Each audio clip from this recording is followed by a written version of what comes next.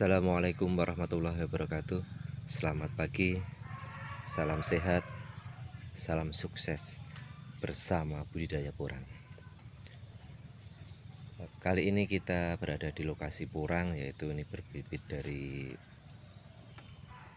katak dan umbi mini serta umbi belah.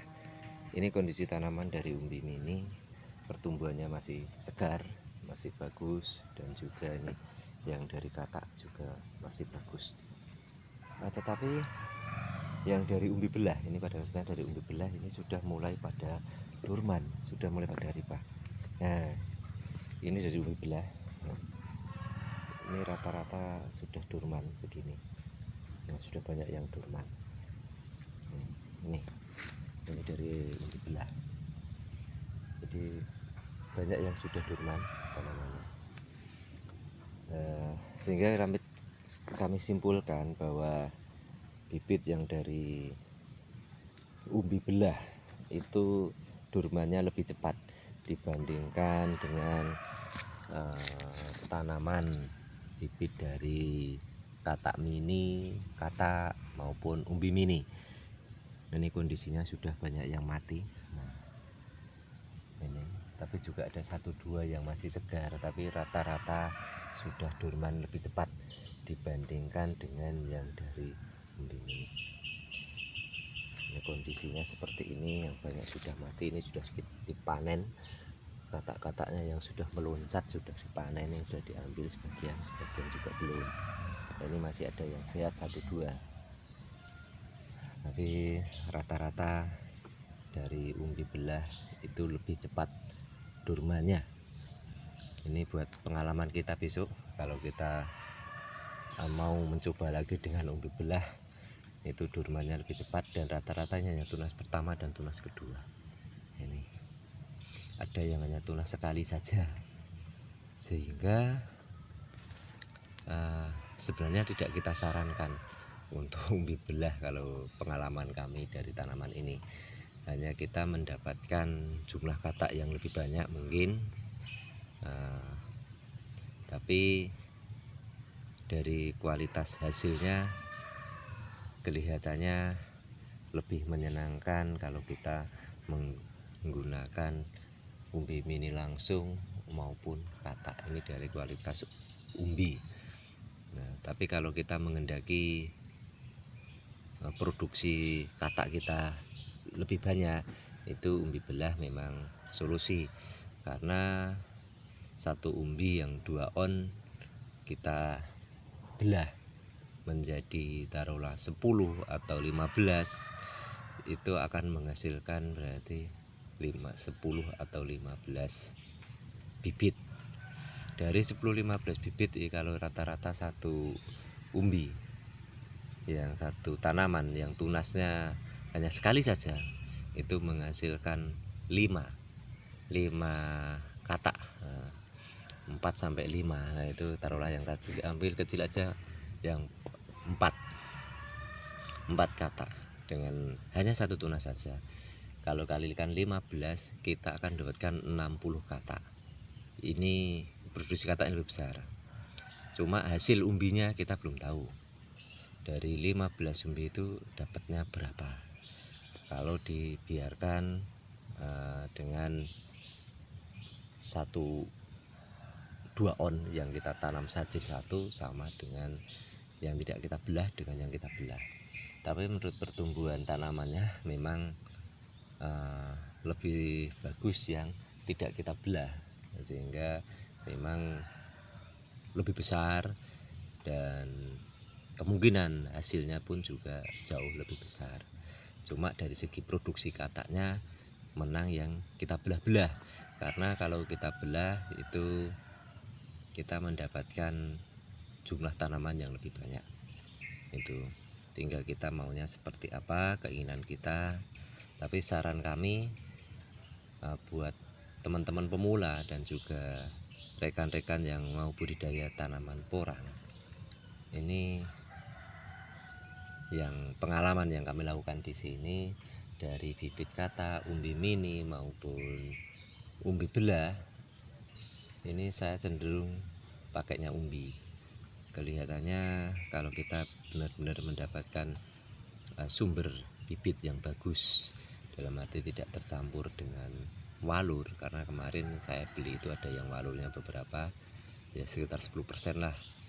Itu juga kita tidak menyalahkan penyedia bibit, hanya saja mereka juga sortirnya kurang, karena dari bentuk umbi itu kan nggak terlihat. Nah, ini lebih bagus karena jelas kemarin dari umbi mini kami bertunas sampai 4 kali. Dari 4 kali produksi kataknya pun juga banyak. Jadi tunas pertama itu ada rata-rata 1, tunas kedua itu sudah 4. Nah, tunas ketiganya itu ada yang 4, ada yang lebih dari 4 itu. Tunas keempat ini baru mau proses, sehingga saya cenderung kalau untuk budidaya lebih baik menggunakan umbi, entah itu umbi mini maupun umbi besar. Yang jelas pertumbuhannya lebih cepat dan hasilnya saya kira kita merawatnya tidak terlalu lama. Kalau kayak katak itu di masa-masa tumbuh pertama, 1 bulan 2 bulan itu kita rada ekstra merawat, karena pertumbuhannya nanti kalah cepat sama dengan gulma. Itu perbedaannya. Sehingga ini persiapan kita untuk mengkarantina bibit yang mau kita pakai. Nah, kita bisa beli bibit sekarang, entah itu dari katak maupun dari umbi. Tapi umbi yang sudah dipanen ya, dan sebagian ini teman-teman yang sudah panen, kita bisa beli sekarang, tapi kita dengan harus dikarantina sendiri dulu. Jadi kita pelihara bibitnya agar tidak rusak, sehingga saatnya tanam nanti kita sudah siap punya bibit gitu. Jadi mestinya kita dari awal kita sekarang mempersiapkan bibit, karena kemungkinan harganya nanti akan naik luar biasa. Sekarang pun di tempat kami di sini tembusnya sudah jauh lebih mahal dibandingkan musim tanam waktu itu, padahal ini musim panen. Ini perbedaannya. Nah, kita nggak bisa bayangkan nanti saat musim tanam harga katak, harga bibit itu berapa. Jadi mumpung ini agak masih murah, kalau mau budidaya, mau nanam porang, siapkan dari sekarang. Tapi dengan siap juga belajar untuk mengkarantina bibit agar bibitnya tidak rusak.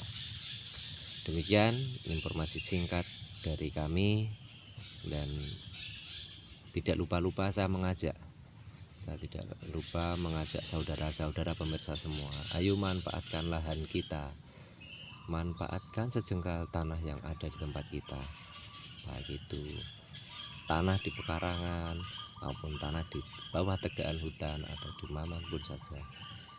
Kita tanam dengan tanaman apa saja. Syukur-syukur dengan tanaman porang. Yang jelas ini porang adalah kalau dari Kementerian Pertanian itu adalah mahkota ekspor. Ini luar biasa, sehingga ini potensinya jelas diakui pemerintah juga. Ini tidak abal-abal ya, yang dari cerita porang gini-gini besok jojo nggak laku, besok nggak laku dijual. Ini saya kira kok sentimen itu kurang tepat, karena sekarang pemerintah pun menggenjot perhatiannya luar biasa untuk porang, sehingga pasti potensi pasarnya benar-benar luar biasa. Bukan hanya sekedar dulu dari cara orang nanam porang saja yang cerita, ini pemerintah, khususnya Kementerian Pertanian sudah sering mengadakan pembinaan tentang porang, sehingga saya yakin ini potensinya luar biasa. Kalau dulu-dulu kita lihat di YouTube isinya hanya teman-teman yang sudah cerita sukses tentang tanaman porang. Nah, itu mungkin ada kekhawatiran dan cerita malah itu cuma tren sesaat, nanti dia jual bibit setelah nanti orang nanam banyak harganya nggak laku. Nah, tapi ternyata enggak. Sekarang pabrik justru semakin bermunculan karena kuota ekspor kita masih jauh sekali, kita masih di bawah, sehingga permintaan banyak tapi kita belum mampu mensuplai. Ayo kita manfaatkan. Sekali lagi saya ngajak memanfaatkan lahan kita dengan tanaman apa saja, khususnya yang dengan tanaman porang. Demikian dari kami, kurang dan lebihnya saya mohon maaf. Ini hanya berbagi cerita pagi-pagi, minggu pagi ini kita berada di kebun, jadi cerita-cerita yang tadi. Terus gini saudara-saudara, buat pemirsa, buat teman-teman yang belum like ataupun subscribe, kalau dirasa tayangan ini bermanfaat, bisa bantu like maupun subscribe ke channel ini. Semoga kedepannya kita bisa berkembang dan selalu berbagi cerita tentang kondisi lahan-lahan seperti ini. Kurang lebihnya demikian. Salam sehat, selamat beraktivitas. Semoga hari ini dan kedepannya kita lebih berkah. Assalamualaikum warahmatullahi wabarakatuh.